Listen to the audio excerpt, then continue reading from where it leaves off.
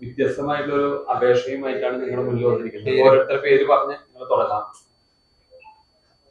അനിയന്മാരാര്? Triprayar അനിയന്മാരാണ്.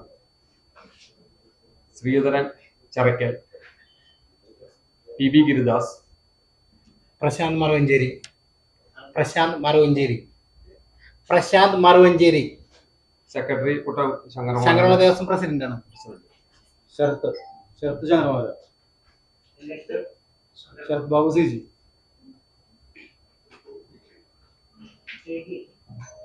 CG ചറക്കൽ.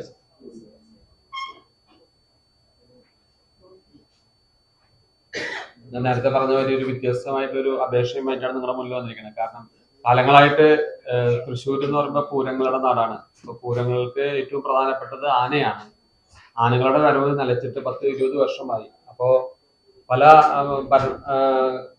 ഭരണങ്ങൾ വന്നാലും ആരും ഒരുപക്ഷെ ആനകളെ കൊണ്ടുവരുന്നതിനോ കാട്ടിൽ നിന്ന് ആനകളെ പിടിക്കുന്നതിനോ ഒരു കാര്യവും ചെയ്യാത്തത് കൊണ്ട് ഞങ്ങളുടെ ഇനി വരാൻ പോകുന്ന തലമുറയ്ക്ക് പൂരങ്ങളൊക്കെ അന്യമായി പോകും എന്നുള്ളത് കൊണ്ട് അതിൽ നിന്ന് മാറ്റം വരുത്താൻ മേള കലാകാരന്മാരുടെ ഒരു പ്രതിഷേധ മേളം നമ്മൾ ഒളരിക്കര അമ്പലത്തിന്റെ മൈതാനത്ത് വെച്ച് നാളെ കാലത്ത് 8:30 മുതൽ 8:45 വരെ നടത്താനാണ് തീരുമാനിച്ചിരിക്കുന്നത്. മേളത്തെ കുറിച്ചിട്ട് അനിയന്മാര് സംസാരിക്കും. നമസ്കാരം.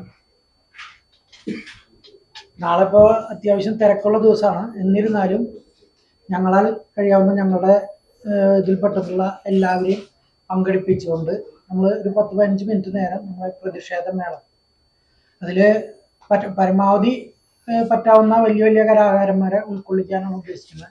ഇപ്പം എത്രത്തോളം പ്രാവർത്തികമാവുമെന്ന് അറിയില്ല. നാളെ ഇപ്പോൾ പരിപാടികളുള്ള സീസൺ ആയതുകൊണ്ട് അപ്പം നമുക്ക് ഇവരോട് ഇനി വരാൻ പോകുന്ന ഇലക്ഷന് മുമ്പ് നമ്മളത് അതാണ് ഉദ്ദേശിക്കുന്നത്. വരുന്ന ഏത് ഗവൺമെന്റ് ആയാലും നമ്മളുടെ ഈ ആന വിഷയത്തിന് നമ്മളുടെ കൂടെ ഉണ്ടാവണം. ആന ഉണ്ടായാലേ മേളമുള്ളൂ. മേളം ഉണ്ടെങ്കിൽ തന്നെയാണ് ബാക്കിയുള്ള കാര്യങ്ങൾ. അപ്പോൾ കലാകാരന്മാരുടെ ജീവിതം ബുദ്ധിമുട്ടിലേക്കാണ് നീങ്ങുന്നത്. അതിനു വേണ്ടിയിട്ട് നമ്മൾ ഒരു പ്രതിഷേധമായിട്ട് ഒരു മേളം നടത്താനാണ് ഉദ്ദേശിച്ചിട്ടുള്ളത്. അത് എത്ര ആളെന്നൊന്നും കണക്കായിട്ടില്ല. പറ്റാവുന്ന രീതിയിൽ നടത്താൻ ഉദ്ദേശിച്ചിട്ടുണ്ട്. ഞങ്ങൾ വിളിച്ചിട്ടുണ്ട്. പക്ഷെ എന്താ വെച്ചാൽ സീസൺ ആയതുകൊണ്ട് ഇന്നലെ നെന്മാറ വേലയാണ്. നമുക്ക് ഇത് പെട്ടെന്നാണ് തീരുമാനിച്ചിട്ടുള്ളത്. അതുകൊണ്ട് മുഴുവൻ അങ്ങോട്ട് ഉറപ്പായിട്ടില്ല. പരമാവധി പറ്റാവുന്നവരെ ഉൾക്കൊള്ളിക്കാൻ.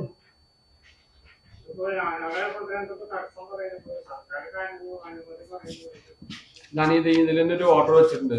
തിരുവമ്പാടിയും പാറമേക്കാവ് ദേവസ്വം കൂടി സംയുക്തമായിട്ടൊരു അപേക്ഷ കൊടുത്തു. അപ്പൊ അപേക്ഷ വ്യക്തമല്ലാത്ത രീതിയിൽ അവര് തിരിച്ച് ഇങ്ങോട്ട് തന്നിരിക്കുന്നത് ആനകളെ കൈമാറ്റം ചെയ്യാനായിട്ട് നിയമപരമായിട്ട് തടസ്സമുണ്ടെന്ന് ആദ്യത്തെ പാരഗ്രാഫിൽ പറയുകയും രണ്ടാമത്തെ പാരഗ്രാഫിൽ ആനകളെ കൊണ്ടുവരുന്നതിന് വിരോധമില്ല എന്ന് പറഞ്ഞൊരു മറുപടിയാണ് തന്നിരിക്കുന്നത്.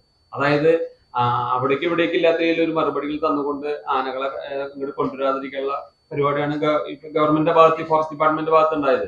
നമുക്കറിയാലോ, ഇപ്പൊ കഴിഞ്ഞ ദിവസം ഒരു ആനയെ പിടിച്ചു. ആനയെ വയനാട് പിടിച്ചു. പക്ഷെ ആ ആനനെ കൃത്യമായിട്ട് കൈകാര്യം ചെയ്യാൻ അതിൽ ഈ ഇലക്ഷൻ ആയതുകൊണ്ട് രാഷ്ട്രീയ ഇടപെടലോ അതോടൊപ്പം തന്നെ NGO ഇടപെടലോ ഇല്ലാത്തത് കൊണ്ടാണ് ഗവൺമെന്റിന്റെ എന്താണ് ചെയ്യേണ്ടത് കൃത്യമായി പിടിച്ച് അതിന് പരിപാലന കേന്ദ്രത്തിലേക്ക് മാറ്റുകയാണ് ചെയ്തത്. മറ്റുള്ള കാട്ടാനകളെ പിടിച്ച് ചെയ്യുന്ന മാതിരിയല്ല ചെയ്തത്. അത് വളരെ വ്യക്തമായിട്ട് ചെയ്യാൻ സാധിച്ചത് എന്തുകൊണ്ടെന്ന് വെച്ചാൽ ഇലക്ഷൻ സമയം ആയതുകൊണ്ടാണെന്ന് നമുക്ക് മനസ്സിലാക്കും. അപ്പൊ അത്തരം കാര്യങ്ങളിൽ കൃത്യമായിട്ട് ആനകളെ പിടിക്കേണ്ടത് നമ്മുടെ അത്യാവശ്യമാണ്. കാരണം അല്ലെങ്കിൽ ഈ ഉത്സവങ്ങളൊക്കെ നിലച്ചു പോകും. അല്ലെങ്കിൽ മറ്റുള്ള സംസ്ഥാനത്ത് ആനകൾ ധാരാളം ഉണ്ട്. അവരെ കൊണ്ടുവരാനുള്ള ഒരു നോ ഒബ്ജക്ഷൻ സർട്ടിഫിക്കറ്റ് ആണ് നമുക്ക് ഗവൺമെന്റിന് വേണ്ടത്. പക്ഷെ അതുപോലും തരാതിരിക്കുന്ന ഒരു അവസ്ഥയാണ്. അപ്പൊ അതിനൊരു തീരുമാനം ഉണ്ടാവാനായിട്ടാണ് നമ്മളെല്ലാവരും ഒരു ശ്രമത്തിന്റെ ഒരു അവസാനത്തെ ഒരു എന്താ പറയുക ഒരു ശ്രമമാണ് നമ്മളിവിടെ നടത്തുന്നത്.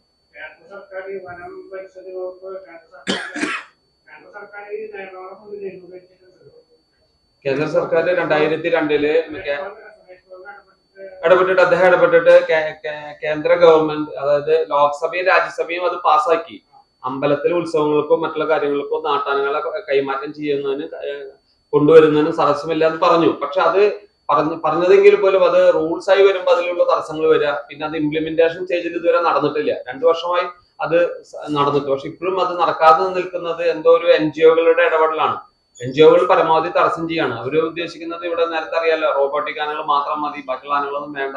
തൃശ്ശൂരൊക്കെ റോബോട്ടിക് ആനിൽ നടക്കണം എന്ന് പറയുന്ന ഒരു അവസ്ഥയിലേക്കാണ് എത്തി നിൽക്കുന്നത്. അപ്പൊ അതിൽ നിന്ന് വ്യത്യസ്തമായിട്ട് ഒരുപാട് ആളുകളുടെ എന്താ പറയാ ഇതൊരു സംസ്കാരത്തിന്റെ ഭാഗം മാത്രമല്ല, ഒരുപാട് പേരുടെ ഉപജീവനത്തിന്റെ കൂടി ഭാഗമാണ്. അപ്പൊ അതും കൂടി മനസ്സിലാക്കിക്കൊണ്ട് നമ്മുടെ നാടിന്റെ ഐശ്വര്യങ്ങൾ ഓരോ അമ്പലങ്ങളും അവിടെ ഉത്സവങ്ങളും ഒക്കെ ആയിട്ടാണ് പോകുന്നത്. പക്ഷെ അത് തടസ്സം വരിക എന്ന് പറയുമ്പോൾ വലിയൊരു ബുദ്ധിമുട്ടിലേക്കാണ് പോകുന്നത്. അപ്പൊ അത് ഒഴിവാക്കാനായിട്ടുള്ള ഒരു നടപടിക്ക് മാത്രമുള്ള ഒരു നമ്മളാൽ കഴിയാവുന്ന ഒരു ശ്രമമാണ് നമ്മളിപ്പോ നമ്മൾ നടത്താൻ ഉദ്ദേശിക്കുന്നത്.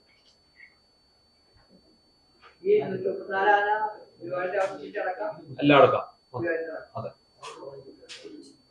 36. 36. ഒരു മാക്സിമം ഒരു 10 ഉണ്ടാവുള്ളൂ.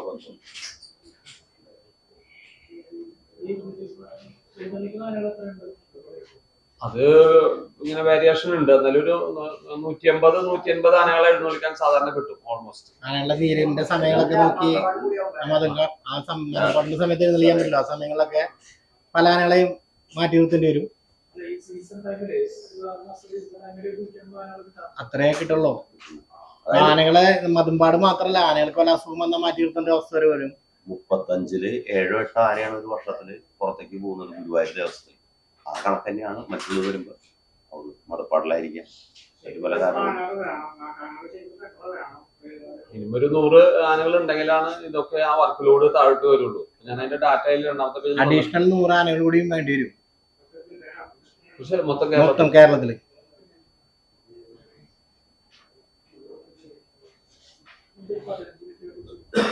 മേള അല്ല, നമ്മളൊരു പ്രതിഷേധമായിട്ട് നമ്മള് നീണ്ട മേളത്തിന് നമ്മളതല്ല. അത് കഴിഞ്ഞിട്ട് അവർക്ക് അന്ന് ദിവസമൊക്കെ തിരക്കുള്ള ദിവസങ്ങളാണ്. അമ്പലങ്ങളൊക്കെ ചടങ്ങുകളുണ്ട്. അവർ പൂരത്തെ സംരക്ഷിക്കാനായിട്ട് അവര് സ്വയം തയ്യാറെടുത്തിട്ട് വന്നിട്ടുള്ളതാണ്.